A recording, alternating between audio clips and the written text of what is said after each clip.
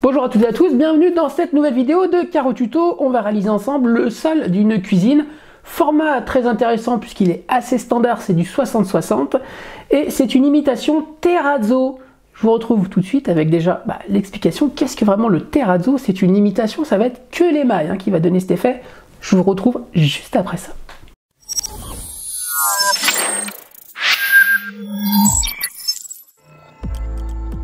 D'ailleurs, vous êtes nombreux à regarder les vidéos et pas vous abonner, n'hésitez pas à le faire maintenant tout de suite, vous vous abonnez et puis au moins vous verrez un petit peu l'évolution de Caro Tuto. Il y a plein de choses très intéressantes qui vont venir bientôt. Petite présentation du chantier, je devais poser le sol d'une cuisine.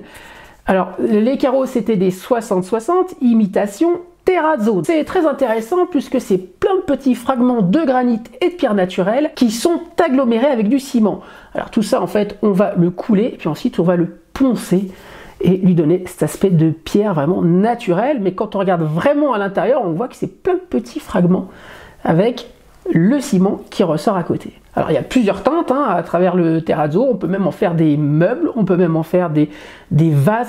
Le terrazzo c'est vraiment démocratisé et c'est vraiment quelque chose vraiment décoratif maintenant. Alors chose particulière sur le chantier, c'est pas moi qui me suis occupé de la démolition, d'avoir enlevé tout le carreau qu'il y avait avant.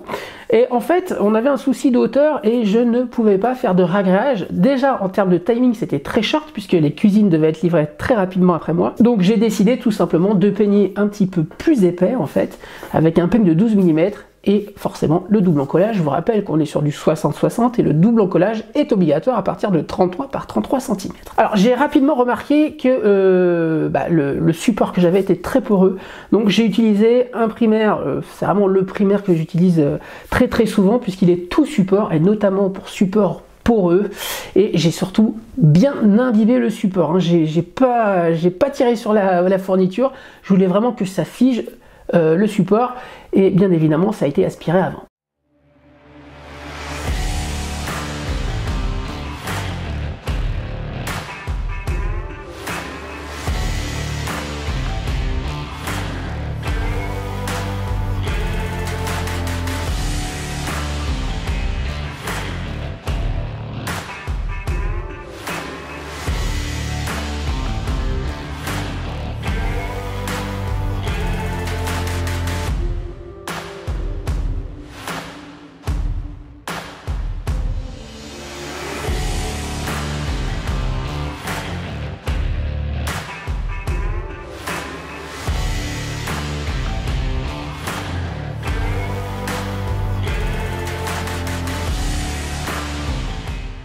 Donc ici, comme je vous le disais, je suis sur du 60 par 60 cm.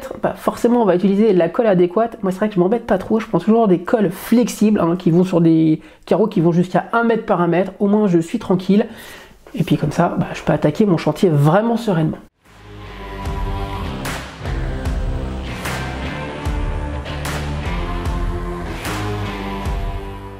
Donc là, forcément, vous allez me voir double encoller chaque carreau au fur et à mesure du chantier.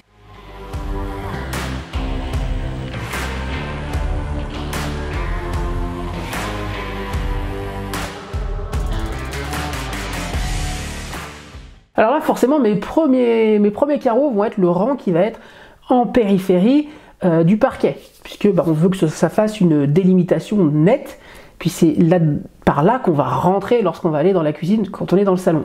Ça aurait été vraiment illogique de mettre des coupes tout le long ici. Donc je pose mes premiers carreaux ici, vis-à-vis du parquet. Mais regardez bien, j'utilise une règle, ça me permet d'avoir un petit peu un repère et un guide pour toute ma première ligne, parce qu'elle est très déterminante celle-ci. Si je pars pas aligné et avec des décalages, tout ça va se répercuter après, ça va être vraiment vilain.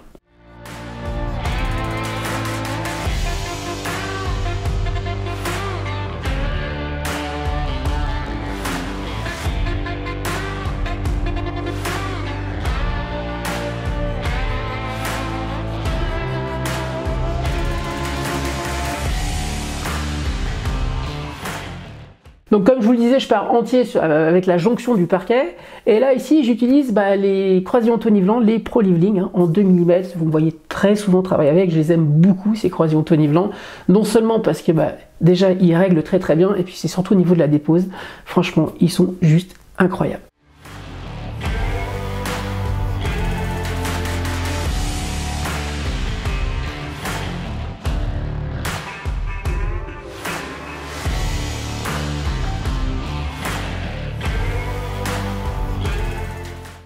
me répète encore et toujours, mais bon, plus vous étalez proprement, moins vous vous embêtez après à régler vos carreaux. C'est important. Et là, si vous remarquez un petit peu, ma colle, elle est légèrement, je peux pas dire liquide, mais vous avez vu la densité, elle brille bien, c'est-à-dire que j'ai volontairement mis un petit peu plus d'eau, vous voyez, pour vraiment favoriser un bon transfert entre le support et mon carrelage.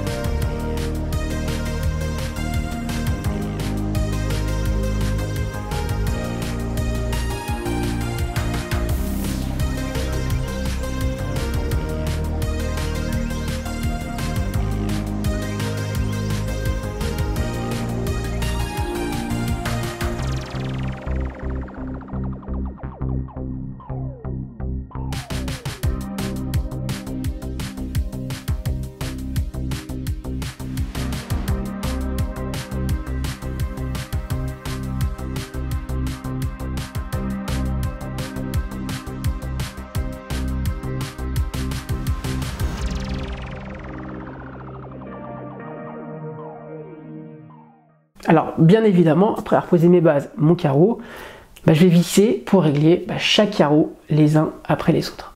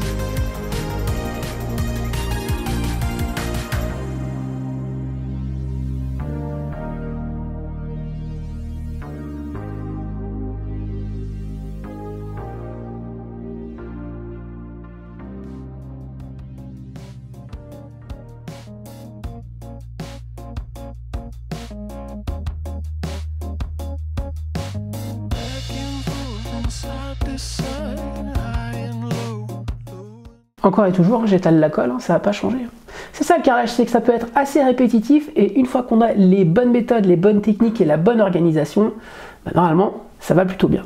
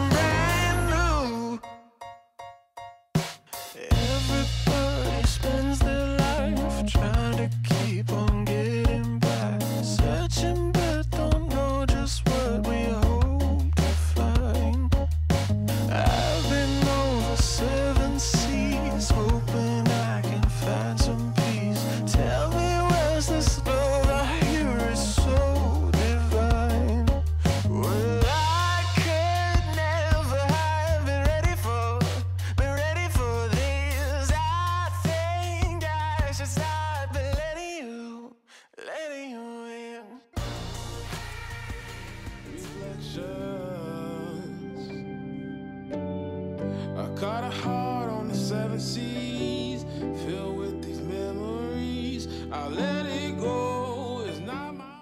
Je vais forcément serrer, visser mes croisillons. Et puis je vais commencer mes premières cotes, puisque forcément je suis entier et sur tous les bords des murs, je vais avoir mes coupes. Donc là, je vais prendre la mesure avec mon mètre, et puis ça, je vais le reporter sur mon carrelage par la suite.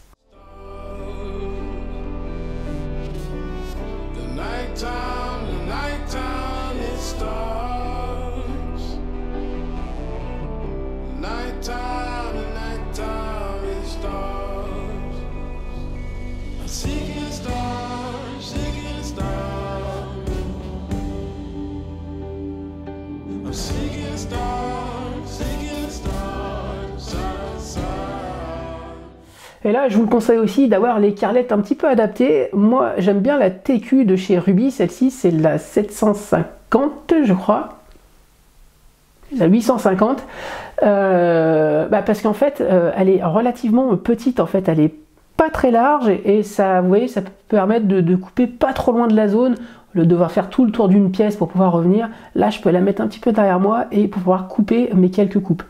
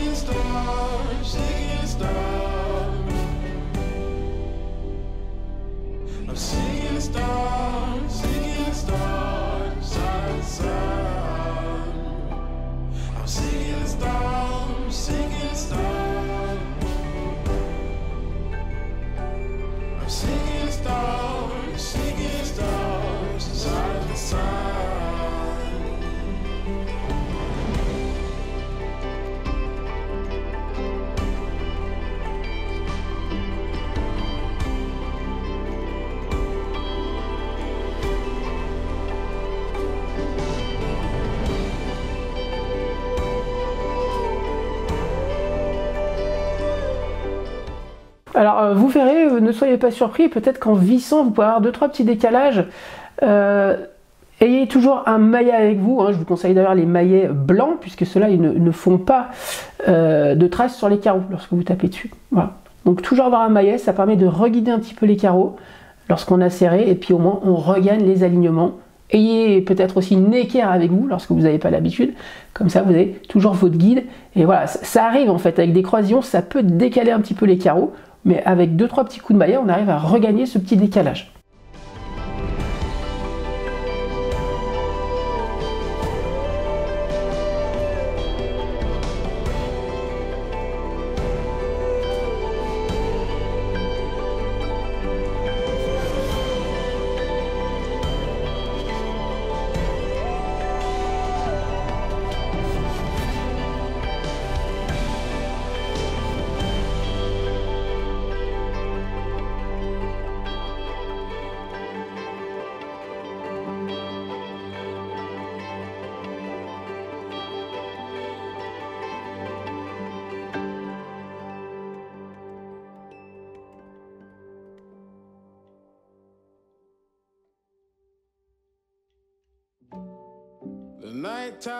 The nighttime, it stars. The nighttime, it stars.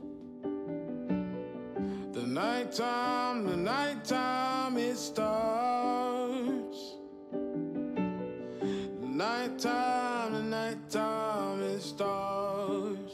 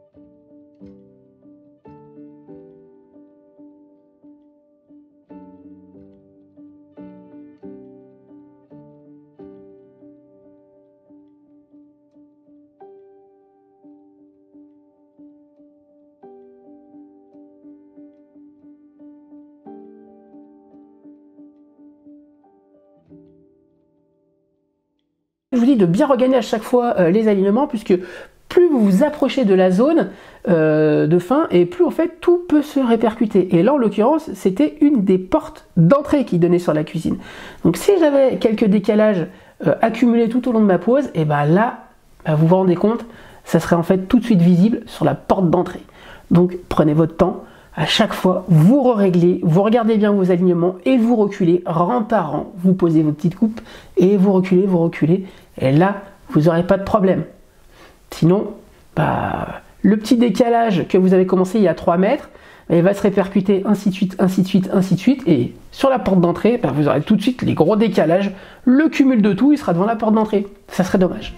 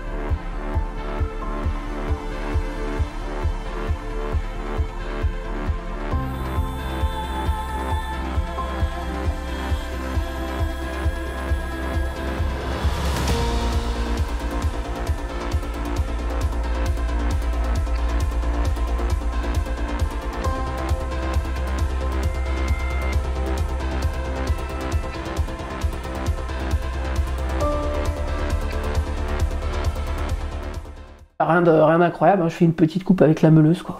Voilà.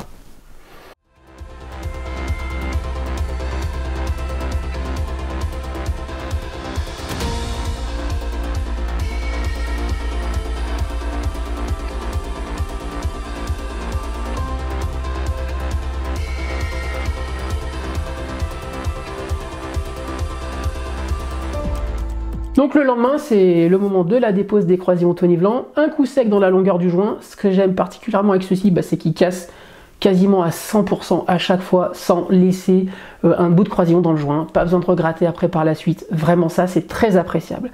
Après, ce que je vous conseille, c'est de bien nettoyer vos carreaux et de bien nettoyer vos joints. Là, en l'occurrence, je vais en plus jointer en gris très clair. Une fois que ça c'est fait, petit coup d'aspirateur, petit coup de balai, et puis on peut commencer à jointer. Les sabots noirs sont bien évidemment réutilisables, donc à chaque fois vous allez sur iCarler, vous commandez juste votre petite base de millimètres, 3 mm, 4 mm, et ensuite vous n'avez plus qu'à poser, quoi. Enfin je veux dire, voilà, c'est tout.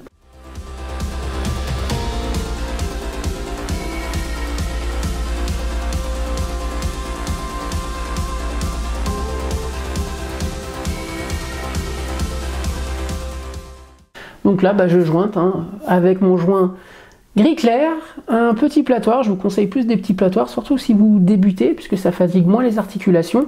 Moi en l'occurrence, bon, ça fait longtemps que je fais ça, et moi les gros outils perso, j'ai du mal, donc j'utilise toujours un petit platoir moi aussi. On recule dans la pièce, il faut être organisé, ensuite on passe un premier coup d'éponge pour enlever le surplus, hein, toujours en lissant les joints, vous pouvez faire des mouvements circulaires pour lisser les joints, puis après, petit séchage de 10 minutes à peu près, et je mets mon dernier coup d'éponge. Celui-ci, c'est le coup final.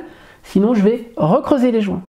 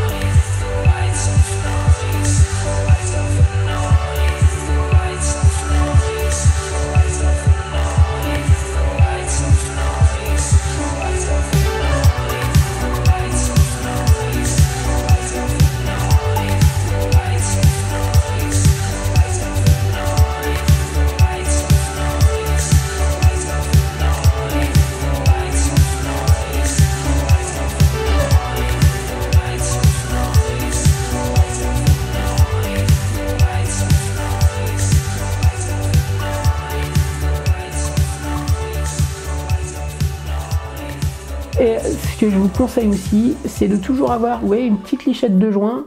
Si vous voyez un petit défaut, vous le rattrapez. Si vous voyez peut-être une petite limace qui dépasse, quand on dit limace, c'est un petit excédent de colle qui va dépasser, vous l'enlevez vite avec le croisillon et vous remettez votre lichette de joint. Vous laissez sécher, le chantier est fini.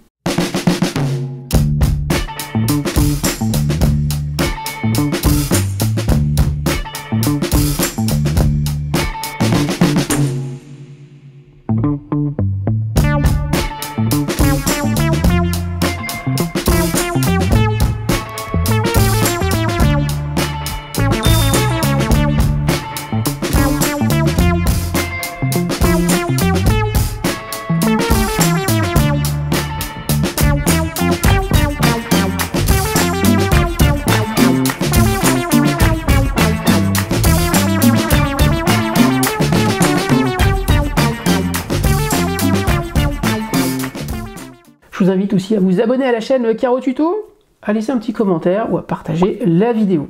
N'oubliez pas non plus que dans les descriptions de vidéos, vous avez les liens des codes promo actuels Caro Tuto, le lien de tous les outils que j'utilise, et aussi le lien de la décennale que j'ai, la décennale Horus. Vous souhaitez peut-être changer de décennale, essayez, vous cliquez sur le lien, en 3 minutes, vous avez un devis. Vous allez le voir, vous serez peut-être surpris. Et ça, c'est valable pour tous les indépendants, pas que les carreleurs plombiers, ça peut être les restaurateurs, etc. etc. Allez-y, n'hésitez pas. Essayez. Écoutez, j'espère que cette vidéo vous aura plu. Je vous dis à très vite pour une nouvelle vidéo. Puis surtout, prenez soin de vous. Allez, ciao. Allez, chut.